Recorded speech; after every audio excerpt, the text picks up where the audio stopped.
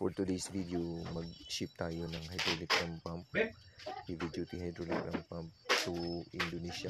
So ang gagawin natin, punta tayo dito sa post office. So PhilPost, yan, bibili tayo ng styrofoam, meron dapat carton at saka yung mga parts, critical parts na lagyan natin ng mga bubble wrap. So yan, binalot natin yung mga critical parts. At pagkatapos nito ay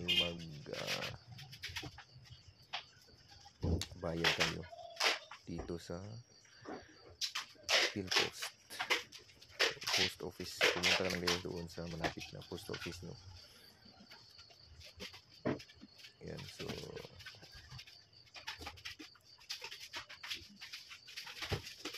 meron tayong styrofoam kasi requirement nila yan. So pagkatapos nito ay mag-fill out tayo ng form ng sender at yung magre-receive ng item doon sa Indonesia.